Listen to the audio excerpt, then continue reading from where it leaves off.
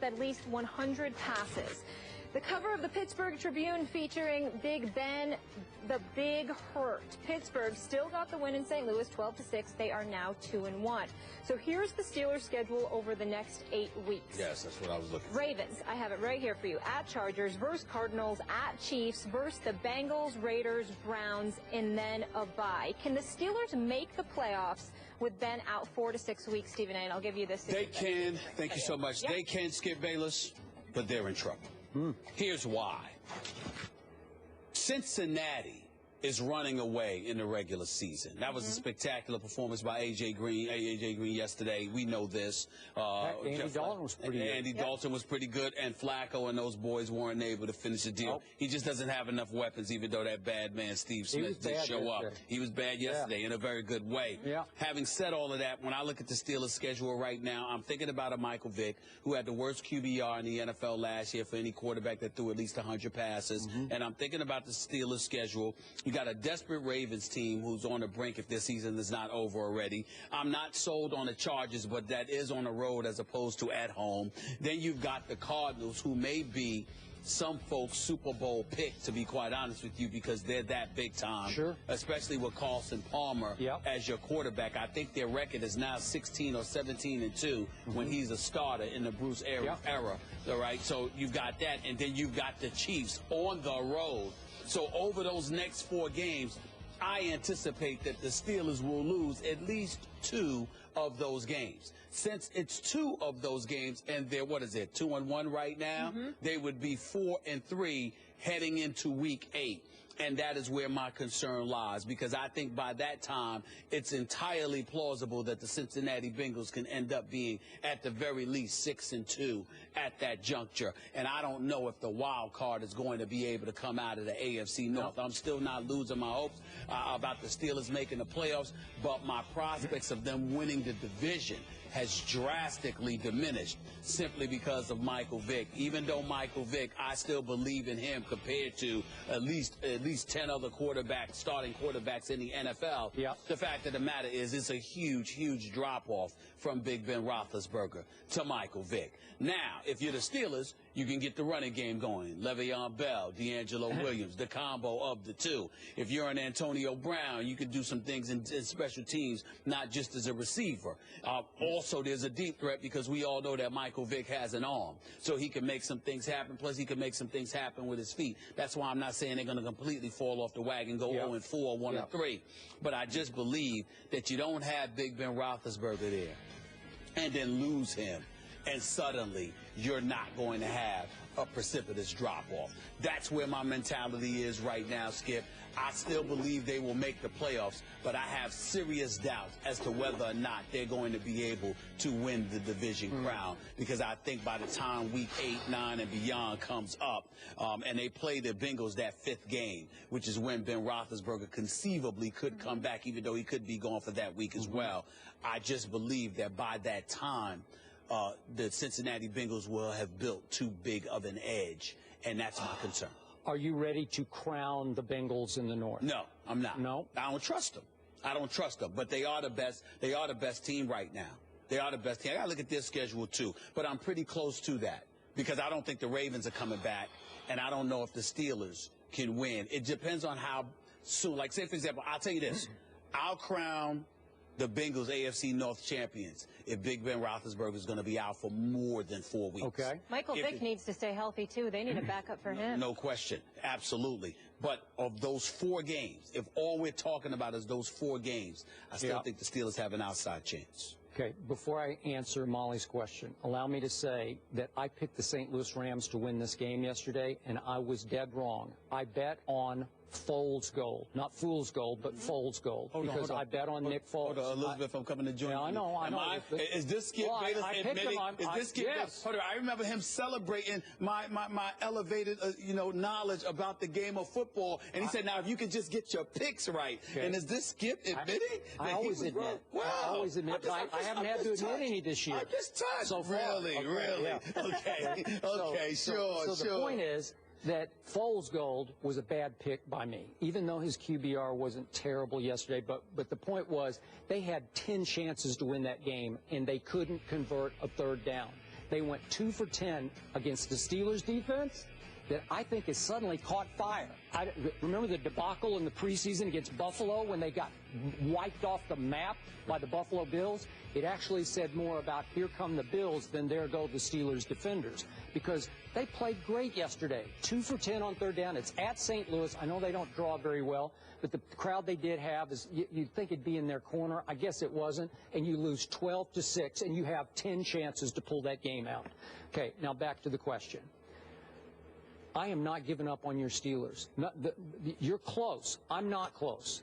And it was heartwarming to me that there is one man and only one man who gave Michael Vick a job, because I don't think he'd be in football except for Mike Tomlin. Am I right about that? Absolutely right. Okay, so I love that, because I know we've been through all the dog stuff. I don't want to start in that. But I love what Michael Vick has made himself into as a man and a football player, even though he has taken a horrendous beating, as you keep pointing out what you're lying about. That's right. Got hit in the ribs and grabbed his head. Okay, because he's had head injuries right and left. Right. Okay, but if you give Mike Tomlin a few days, and obviously they're playing on a very short week, to try to install some things that Michael can still do at this advanced age with all of his cumulative injuries that he suffered, I think they're going to be okay. And I also believe that Ben Roethlisberger, remember his motorcycle accident, how fast he came back from that? I thought he just about, God rest his, it's like he almost left us that day, because that was close to being the end for him. And he bounced right back, and I thought it was going to be debilitating for him going forward, and he's as strong as ever. Well, you don't think he can come off an MCL sprain in 4 weeks, maybe 3? You might be surprised. They're probably saying 4 to 6 just to keep everybody at bay, but you don't think he could bounce back at least in 4 weeks? I think things with the upper extremities, I have no doubt. With the lower extremities, it's a bit different, because you've got to worry. It's not so much about him just being well enough to play. It's about what you have to concern about in terms of what you expose him to. So if he's not 100%, why are you going to throw him out there in week 6, week 7? Now, if it was week 14, you're vying for a playoff spot and the season's on the line, you take your chances. But if you know you're going to need him for the stretch run, and at the worst case scenario is he'll be back for the entire second half of the season, are you going to want to risk that in order to rush him back early? That's where, to me, that's where Vick's performance over the next few games will define. All right, but when I look at their schedule, can Michael Vick beat the Baltimore Ravens on Thursday night at home? I give him a shot. I think so. I give him a shot. I believe the Steelers can win that game. Again, you got not one, but you have 2 really good running backs. And you can figure out how to get Michael in situations that can benefit him, and some other ways to get the ball to Antonio Brown. Maybe you run reverses. Maybe you run slot handoff reverses. Little things you can do. Okay? So I look at, then they go to San Diego. The Chargers are a supreme disappointment to me, because so far they've beaten only one team when Phillip Rivers completed his last 20 passes. Guess who that was? The Detroit Lions. So we're going to talk about them later. But you know what we think about the Detroit Lions, right? Okay. So can Pittsburgh go win that game at San Diego? I give them a shot. Then they have to come home and face Arizona. Probably not. At Kansas City, probably not. But still, if you look at what's going to happen in this division, and it's hard to play down the schedule because it gets complex, the Ravens ain't dead yet. If you look all the way down their schedule, and we don't have time to go game by game because it just blows your mind. We'll revisit the AFC But trust me, if you go down their schedule, you'll start saying, wait a second, they could win that one. Then they could get on a roll and win that one and that one. They're still not, schedule-wise, they're not dead yet.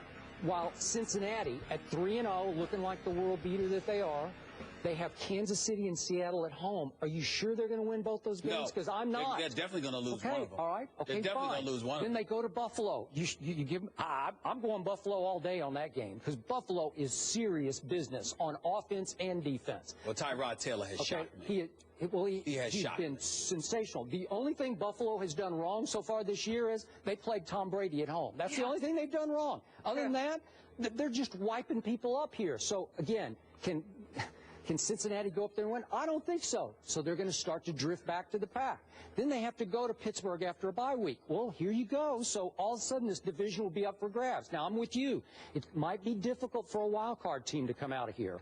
But somebody's going to come out of here, and I think that's still way up for grabs with just 3 games in the bank so far. Okay. All right. I feel you on that. I'm just concerned about Michael Vick, particularly on the road. And not only that, his durability as well. You can't rely on it. I think that Michael Vick can still make plays. I think that he can still lead this team to victory so long as he's healthy. And by the way, protects the ball, because that was one of the things he didn't do yesterday either. I know. You know, so we got to watch out for that. He's got to do those 2 things: stay healthy and protect the ball. Don't turn the ball over. And I think if he's able to do that, that's fine. But when you bring up these teams, you know, obviously to a lesser degree the Ravens, because I think all they have is Steve Smith to throw the ball to. But you got Phillip Rivers back there flinging the ball in San Diego. I'm looking at the Chiefs. They are not a joke. Even though I don't expect their wide receivers to catch touchdown passes, it doesn't mean Kelsey and Macklin and the boys can't do some damage, you know, in Kansas City's passing game. And then, of course, there's Arizona, who is a team that none of us can sleep on. And we all know that the Steelers, even though their defense stepped up yesterday, their secondary is suspect. It's just that St. Louis's offense is suspect. And as a result of that, that's why the game ended up being the way that it was yesterday. So, again, the opponents you take into consideration, I get that point. But when I look at stout defenses that have the potential to get a little quarterback, Skip, I worry about Michael Vick. I worry about Michael Vick. Short term, I don't, because I think Mike Tomlin will do everything in his power to prop him up and protect him and put him in a place that he can not only survive in, but maybe flourish a little bit. But you keep mentioning Tomlin, and you're not mentioning Todd Haley enough, who for the most part gets to run that offense. And I don't trust Haley. I think Haley's innovative. I think he can make things happen. I think he's a good offensive coordinator, but sometimes he does the inexplicable, and sometimes it's to the detriment of his team. We were both shocked when they signed Michael Vick to be elevated above a Landry Jones, who's a very poor man's Ben Roethlisberger, you know, the big kid, big strapping kid in the pocket. And we're saying, well, wait a second, how's Michael Vick going to run Ben's offense? Well, he can't. So now you're going to have to junk it. You're going to have to do night and day from Ben and hope you can survive, I think, for 4 weeks. Good luck with it. You know? We're going to dive more into the AFC North a little later in the show. Eric Allen will join us for that. We'll also revisit the NFC East as well. So the Steelers, unfortunately, losing Big Ben, but are they done? That's the question of the day. Let us know if you think they'll make the playoffs by going to Twitter and replying yes or no to the hashtag losing Big Ben.